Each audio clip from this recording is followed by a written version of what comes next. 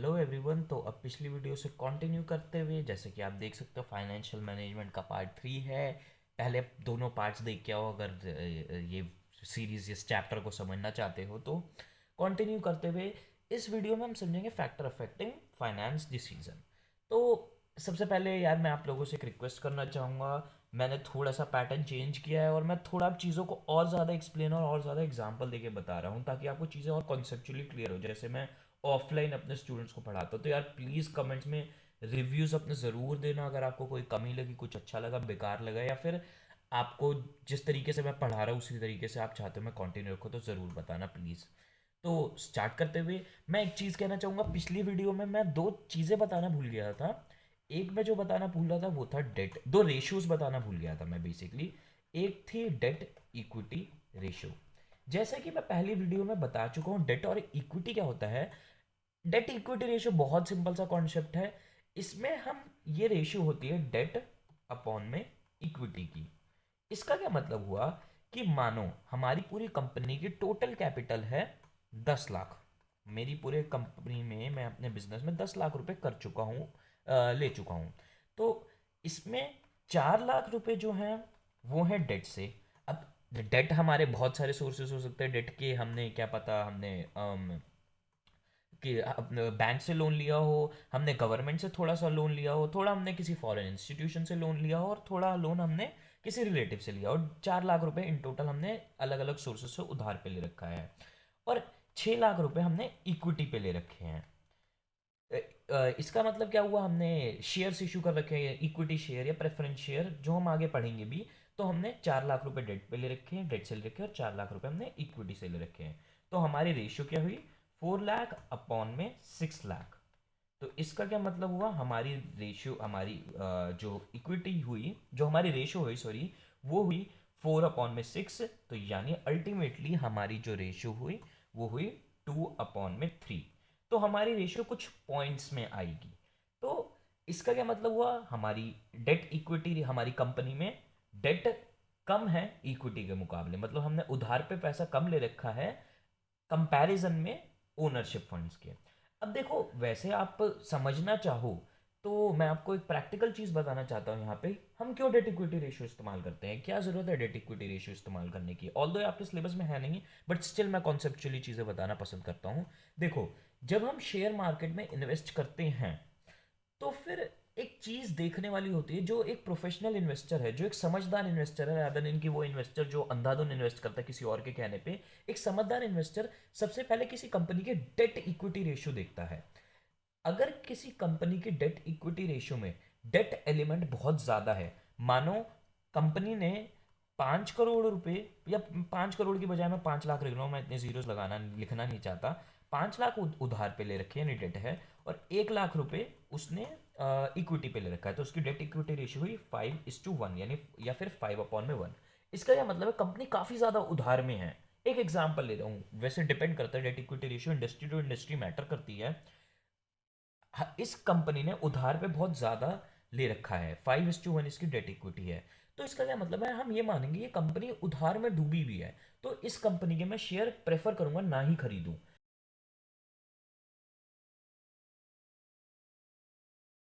इसका मैं एग्जांपल और दूं तो आप मानो आपको दो लोगों आपके पास दो लोग हैं जिसमें आपको जिनको आपको पैसे इन्वेस्ट करने हैं, दो कंपनीज है आपके पास।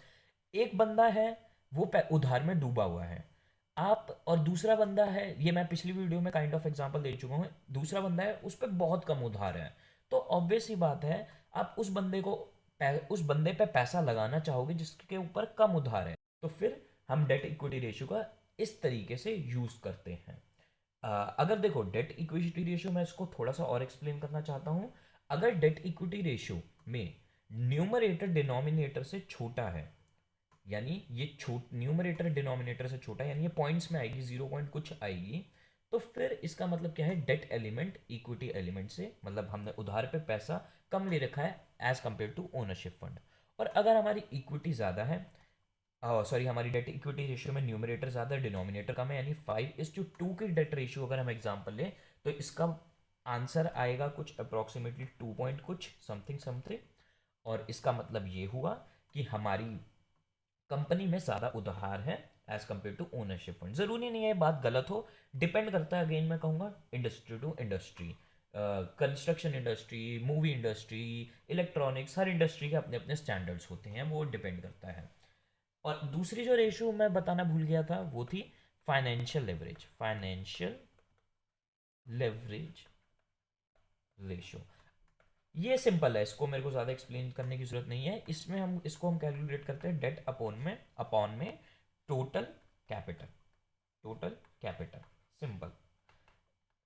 अब इसको पुराने वाले एग्जांपल कंटिन्यू करते हुए, यानी हमारे डेट पुरानी कंपनी में 4 लाख था और हमारी टोटल कैपिटल थी 10 लाख। तो यानी हमारी debt sorry financial leverage ratio इस केस में हो गई 4:10। सिंपल।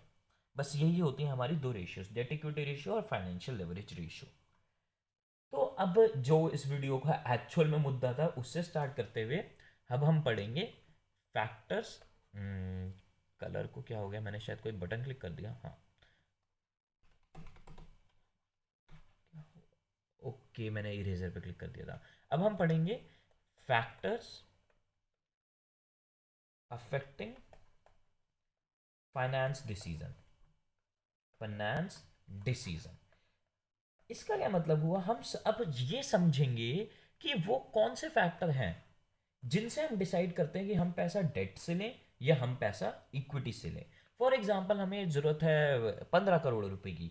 अब हम उन फैक्टर को स्टडी करेंगे जो बताएंगे, जो डिसाइड करेंगे हमारे लिए कि हमें जो हमारी 15 करोड़ की रिक्वायरमेंट है वो हमें डेट से फुलफिल करनी चाहिए या इक्विटी से फुलफिल करनी चाहिए, या फिर अगर हम इन दोनों को कॉम्बिनेशन इस्तेमाल कर रहे हैं तो फिर कितने करोड़ हमें डेट से लेना चाहिए और कितने करोड़ इक्विटी से लेने चाहिए। इसको स्टार्ट करने से पहले मैं एक क्वेश्चन जो मेरे पास मेरे स्टूडेंट से बहुत कॉमन आता है मैं वो एड्रेस करना चाहूँगा। मेरे स्टूडेंट्स ने पिछले साल ये पूछा था कि प्रिंस यार कोई ऐसी, हमारे पास कोई ऐसा नुस्खा है, हमारे पास कोई ऐसी डेट इक्विटी रेशियो है जो, या फिर हमारे पास कोई ऐसा फॉर्मूला है कि हमें सिर्फ पैसा डेट से लेना चाहिए या हमें सिर्फ पैसा इक्विटी से लेना चाहिए, हमें इसी रेशियो में पैसा डेट और इक्विटी से लेना चाहिए। क्या ऐसा कुछ हमारे पास तरीका है कि हम बस उसी को फॉलो करें और हमारी कंपनी हमेशा सक्सेसफुल रहे? इसका मैं एक आंसर देता हूँ एक स्टोरी से। मैंने एक बुक में पढ़ी थी ये स्टोरी। ये एक स्टोरी है चेस मास्टर और उसके स्टूडेंट की। चेस मास्टर का होता है एक, उसका स्टूडेंट उनसे आके पूछता है कि सर मुझे कोई ऐसी चेस की ट्रिक बताओ कि मैं वो मूव करूं और मैं उस मूव से हमेशा जीत जाऊं।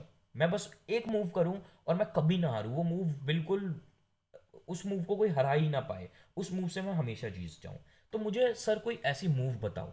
तो इसका टीचर ये रिप्लाई करता है कि ऐसी कोई मूव नहीं है, क्योंकि हर चेस का गेम अलग है, हर अपोनेंट अलग है, हर बारी सिचुएशन अलग है। तो ऐसी कोई मूव बनी ही नहीं है जो आपको हर गेम जिता दे।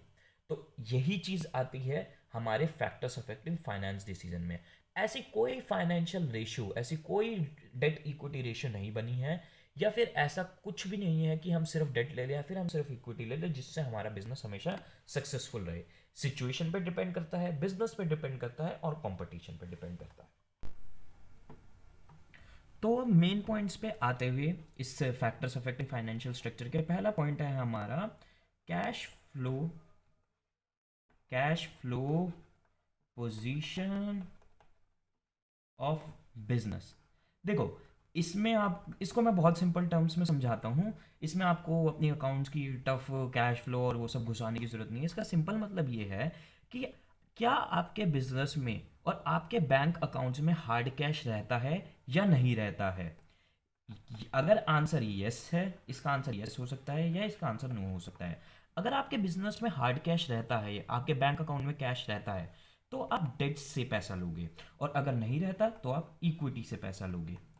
देखो, इसमें क्या, इस पॉइंट में मैं मेनली क्या कहना चाहता हूँ, देखो कुछ बिजनेसेस होते हैं जो कि बेसिकली अपनी जितनी सेल्स करते हैं वो क्रेडिट पे करते हैं, उधार पे करते हैं। मतलब उन्होंने आज सेल्स कर ली, उनको बहुत सारा पैसा आने वाला है, उनके करोड़ों रुपए आने वाले, पर बात ये है कि वो पैसा आएगा 1 महीने, 2 महीने या 5 महीने बाद।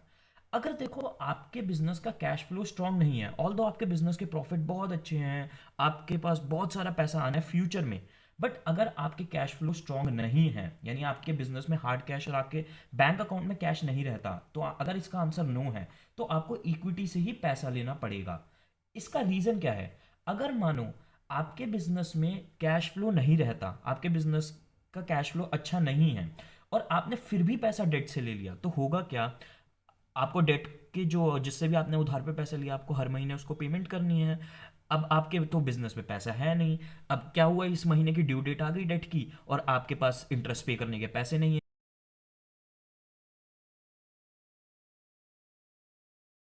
आप अपने डेटर से ये नहीं कह सकते कि मेरे 5 महीने बाद या साल भर बाद या 2 महीने बाद पेमेंट आनी है, मैं तब डेट पे करूंगा। अगर आपने डेट पे नहीं किया, उसको उसका इंटरेस्ट पे नहीं किया टाइम पे और उसका प्रिंसिपल अमाउंट पे नहीं किया टाइम पे, तो उसके लिए तो और खुशी की बात है। क्यों? उसको रीजन मिल गया आपका कोलेट्रल हड़पने का, आपका कोलेट्रल जब्त करने का। मैं आपको एक रियल लाइफ प्रैक्टिकल बात बताता हूँ। डेटर्स जो हैं, जो आपको उधार पे देते हैं पैसा, वो तो चाहते हैं, उनको तो मौका चाहिए होता है कि आपका वो कोलेट्रल जब्त कर पाए, आपके कोलेट्रल की वो ओनरशिप छीन पाए। क्यों?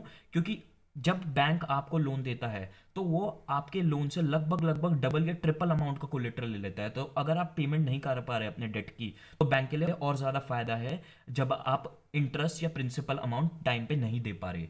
तो अगर आपके बिजनेस का कैश फ्लो अच्छा नहीं है, तो आप कभी भी भूल के भी डेट पे पैसा नहीं ले सकते, क्योंकि आप इंटरेस्ट या प्रिंसिपल अमाउंट पे नहीं कर पाओगे और फिर सर्कमस्टेंसेस बहुत बुरे हो सकते हैं आपके बिजनेस के लिए। आपका बिजनेस बंद हो सकता है हमेशा के लिए। देखो, थोड़ा सा इसमें और एडिशन करते हुए मैं आपको एग्जांपल देता हूँ। कुछ बिजनेसेस के देखो कैश फ्लो बहुत स्ट्रांग होते हैं, जैसे फूड का बिजनेस हो गया, आपका रेस्टोरेंट है, आपका खाने पीने का बिजनेस है, उसकी कैश पेमेंट पे काम होता है। इन बिजनेसेस का कैश फ्लो बहुत स्ट्रांग होता है, क्योंकि फूड के बिजनेस में आपने बेचा और आपको हाथ के हाथ पैसे पेमेंट मिल जाती है, कोई इसमें उधार का काम नहीं होता। बट अगर हम इसके अगेंस्ट ले कंस्ट्रक्शन वर्क, मानिए आपकी बिल्डिंग आप बनाते हैं, आपका कंस्ट्रक्शन वर्क है, उसमें आपका कैश फ्लो काफ़ी ज़्यादा वीक होता है। क्योंकि जब आप कंस्ट्रक्ट करोगे, जब आपकी पूरे अपार्टमेंट्स, जब आपके कई 100,000 करोड़ लगने के बाद आपके अपार्टमेंट बन जाएंगे, तब आपको सेल से पैसा आना चालू होगा। तो इस तरीके के बिजनेस में आपका कैश फ्लो बहुत स्ट्रांग हो वीक होता है। आई एम सॉरी, मैं कहना चाहता इस तरीके के बिजनेस में कैश फ्लो बहुत वीक होता है। तो इस तरीके के बिजनेस में आपके पास एक ही चॉइस है कि आप पैसा लें इक्विटी से। दूसरा पॉइंट है दूसरा पॉइंट है कॉस्ट। कॉस्ट, ये हम पिछली वीडियो में, हम मेरे ख्याल से वो 20 मिनट की वीडियो में हर टाइम यही मत्था मार चुका हूँ। अगर आपको चीप सोर्स से चाहिए तो आप डेट से लोगे।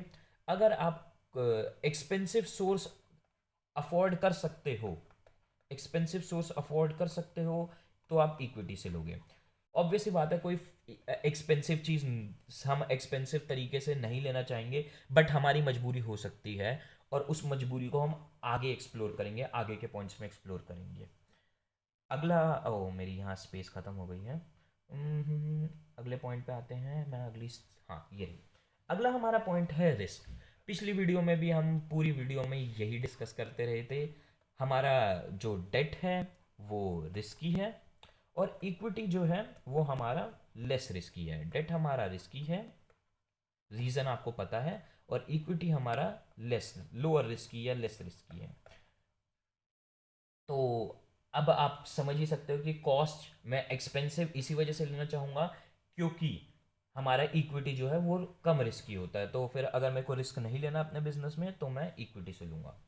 चौथा पॉइंट हमारा है, फोर्थ पॉइंट है हमारा, level of fixed operational cost. Level of fixed operational cost या फिर फिक्स्ड कॉस्ट, ऑपरेशनल कॉस्ट। सबसे पहले इसमें आपको समझने की बात है फिक्स्ड ऑपरेशनल कॉस्ट क्या होती हैं। वैसे ये है इकोनॉमिक्स का, बट स्टिल मैं आपको ओवरव्यू देना चाहता हूँ। फिक्स्ड ऑपरेशनल कॉस्ट वो कॉस्ट हैं जो आपको हर मंथ देनी ही देनी है, आपको वो पे करनी ही पर करनी है। जैसे फॉर एग्जांपल आपका रेंट हो गया, आपका मैनेजर्स की कॉस्ट हो गया, आपको मैनेजर्स को जो सैलरी पे करनी है, आपकी जो मशीन की मेंटेनेंस है वो चार्जेस आपको पे करने पड़ेंगे। तो ऐसे ही हर बिजनेस में आपकी कुछ कॉस्ट फिक्स्ड होती हैं। तो उन कॉस्ट को, अगर अगर आपकी फिक्स्ड ऑपरेशनल कॉस्ट आपके बिजनेस में ज़्यादा है, अगर आपकी फिक्स्ड ऑपरेशनल कॉस्ट हाई है, तो फिर आप पैसा लोगे इक्विटी से। और अगर आपकी फिक्स्ड ऑपरेशनल कॉस्ट लो है तो आप पैसा लोगे डेट से। इसका रीज़न क्या है? इसका रीज़न भी बहुत सिंपल है। देखो, अगर आपकी फिक्स्ड ऑपरेशनल कॉस्ट हाई है, अगर आपकी फिक्स्ड ऑपरेशनल कॉस्ट हाई है, तो फिर इस केस में समझो, अगर मानो किसी मंथ आपके बिजनेस में प्रॉफिट कम आया, तो इसका मतलब क्या हुआ? आप आपने मानो आपकी फिक्स्ड ऑपरेशन कॉस्ट हाई थी और आपने डेट से पैसा ले लिया, तो हुआ क्या? आपकी इस मंथ का प्रॉफिट कम हो गया। अगर आपने डेटर को, यानी जिसने आपको पैसा उधार दिया है, उसको आपने पैसे नहीं दिए, तो वो आपका कोलेटरल जब्त कर लेगा, वो आपका कोलेटरल हड़प जाएगा, आपके ऊपर केस करेगा। और अगर आपने अपने रेंट वाले को या फिर अपने मैनेजर्स को पैसा नहीं दिया या फिर बिजली वालों को पैसा नहीं दिया, तो वो फिर आपको पता है रेंट वाला आपको निकाल देगा, बिजली वाला बिजली काट देगा,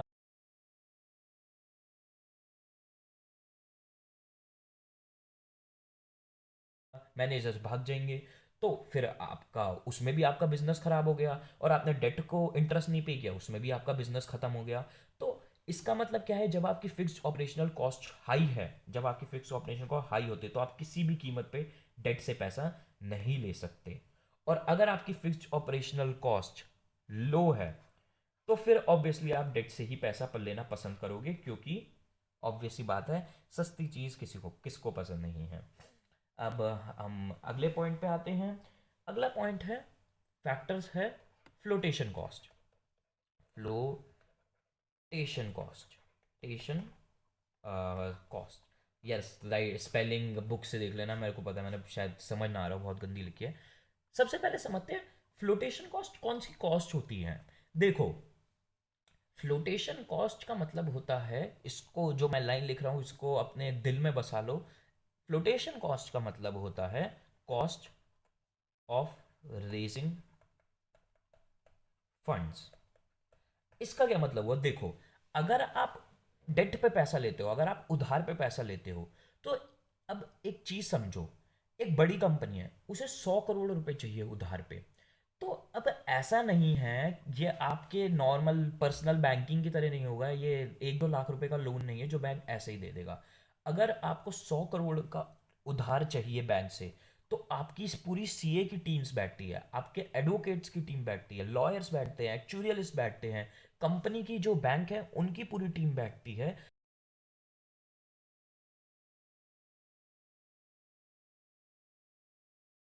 फिर आप कई कई महीनों तक एनालिसिस करते हो, आप बैंक को समझाते हो कि क्यों लोन आपको चाहिए और क्यों बैंक को लोन उन्हें आपको देना चाहिए। आप उनके पैसे डुब लेके भागोगे नहीं, आपको बैंक को ये श्योरिटी देनी पड़ती है। फिर आप कोर्ट में जाके पूरी पूरी लीगल डॉक्यूमेंटेशन करते हो। तो अगर आप डेट से पैसा लेते हो, तो आपको बहुत सारा पैसा देना पड़ता है। आप और भी एनालिस्ट हायर करते हो, बहुत चीज़ें, आपको बहुत जगह पैसा पे करना पड़ता है। तो डेट से पैसा उधार लेने पे एक्सपेंस होता है। बट अगर इक्विटी से आप पैसा लेना चाहो, अगर आप शेयर मार्केट से पैसा लेना चाहो, या फिर आप मतलब प्रेफरेंस शेयर, इक्विटी शेयर, आप किसी से भी पैसा लेना चाहो, तो उसमें भी खर्चा है। क्यों? आपको सेबी से जाके अपने आप को रजिस्टर कराना पड़ेगा, आपको एनएससी से अपने आप को जाके रजिस्टर कराना पड़ेगा, आपको ब्रोकर्स हायर करने पड़ेंगे, आपको इन्वेस्टमेंट बैंकर हायर करने पड़ेंगे। आपको शायद पता भी नहीं होगा इन्वेस्टमेंट बैंकर होते क्या हैं। आपको जो आप बैंक देखते हो डेली, आईसीआईसीआई बैंक, आपके एक्सिस बैंक और एसबीआई, ये कमर्शियल बैंक है। इन्वेस्टमेंट बैंक होते हैं गोल्डमैन सैक्स, जेपी मॉर्गन चेज। ये बैंक्स डे टू डे हम जैसे लोगों से डील नहीं करते, ये बैंक कंपनी से डील करते हैं। और जब ये बैंक्स अगर किसी कंपनी को शेयर मार्केट से पैसे लेने होते हैं, तो ये इन्वेस्टमेंट बैंकर के पास जाते हैं। बेसिकली बैंक इन्हें असिस्ट करते हैं, बड़ी कंपनीज को, कि कैसे आप शेयर मार्केट से पैसा ले सकते हो। और इन इन्वेस्टमेंट बैंकर की एक खासियत है, ये स्ट्रेट अवे कह देते हैं पहले ही कि हम 10-15% या 20% जितना भी अमाउंट है, हम कमीशन लेंगे जितना भी आप शेयर मार्केट से लोगे पैसा। मतलब अगर मानो कंपनी शेयर मार्केट से 100 करोड़ रेस कर रही है, तो ये इन्वेस्टमेंट बैंक पहले ही कह देते हैं कि 100 करोड़ का 10% हम रखेंगे जैसे ही आपके पास 100 करोड़ आ जाएंगे। और भी बहुत खर्चे होते हैं, एडवर्टाइजमेंट पे खर्चा होता है, आपको लीगल खर्चा होता है। तो कहने का मतलब क्या है, अगर आप पैसा डेट से भी लो, तब भी आपको बहुत सारी कॉस्ट पे करनी पड़ती है, और अगर आप इक्विटी से लो, तो भी बहुत ज़्यादा कॉस्ट पे करनी पड़ती है। बट यहाँ पे कैच क्या है, यहाँ पे समझने वाली बात ये है कि डेट से पैसा लेना सस्ता है। मतलब डेट से पैसा उठाने में कॉस्ट ऑफ रेजिंग फंड्स जो डेट में है, वो लो है एज कंपेयर टू इक्विटी। मतलब अगर 100 करोड़ आपको पैसा चाहिए, अगर आपको डेट को 5 करोड़ रुपए पे करना पड़ रहा है, आपकी कॉस्ट 5 करोड़ आ रही है डेट से पैसा लेने में, तो इक्विटी से शायद आपकी 8 करोड़, 9 करोड़ या 10 करोड़ या 12-15 करोड़ भी आ सकती है खर्चा। अब आप सोच रहे होगे कि यार ये तो कितना ज़्यादा पॉइंटलेस है कि 100 करोड़ मुझे लेने हैं और मेरे को इतने सारा पैसा तो पैसा उठाने में ही लगाना पड़ रहा है, कॉस्ट ऑफ रेजिंग फंडिंग हमारी इतनी ज़्यादा है। बट ये रियलिटी है, ऐसा होता है। हालांकि जितनी बड़ी मैंने कही है उतनी बड़ी नहीं होती, but still cost of raising funds काफ़ी ज़्यादा हाई होती है डेट में। As compare to equity debt में थोड़ी सी कम ही होती है ऑल दो। तो अगर आपको लो भरनी है, अगर आप सस्ते में चाहते हो, आपके पास फ्लोटेशन कॉस्ट पे करने के पैसे नहीं है, तो आप डेट से पैसा लोगे। अगर आप फ्लोटेशन कॉस्ट पे कर सकते हो बड़ी, तो आप इक्विटी से पैसा लोगे। और फैक्टर्स हम अब अगला फैक्टर पढ़ते हैं। अगला पॉइंट फैक्टर है कंट्रोल कंसिडरेशन। कंट्रोल, मुझे नहीं पता है नीचे क्या अजीब सा दो बने हुए, कंट्रोल कंसिडरेशन। मैं पहले इसको रब कर रहा हूँ, मुझे इरिटेटिंग से लग रहे हैं जो भी बना रखे मैंने पहले से ही। कंट्रोल कंसिडरेशन में मैं आपको एक चीज़ कहना चाहूँगा, इसमें एक वर्ड है, वो एक वर्ड आपको अपने मन मंदिर में बसाना है, और वो वर्ड है, ये की वर्ड है इसका, dilute sorry dilution. Dilution, DILUTION, dilution है कंट्रोल कंसिडरेशन का कीवर्ड। अब कंट्रोल कंसिडरेशन का मतलब क्या हुआ? देखो, जब आप इक्विटी से पैसा लेते हो तो आपका कंट्रोल डाइल्यूट हो जाता है। अब मैंने फैंसी से टर्म इस्तेमाल कर दी, अब जरा इसको सिंपल वर्ड्स में समझते हैं। मानो आपकी पार्टनरशिप फर्म है, आप दो पार्टनर्स हो। अब आपने क्या किया, आपको पैसे की जरूरत थी, तो आपने तीसरा पार्टनर ऐड कर लिया। अब होता क्या है, तीसरा पार्टनर आया है तो इसका मतलब क्या हुआ, अब 3 लोग बिजनेस चलाएंगे। अब तीसरे पार्टनर से आपको हर चीज शेयर करनी पड़ेगी, अपने बिजनेस के सारे सीक्रेट, सारी डिटेल्स। वो आपके सारे डिसीजन में इंटरफेयर करने का राइट रखता है, वो किसी भी डिसीजन को चेंज कर सकता है।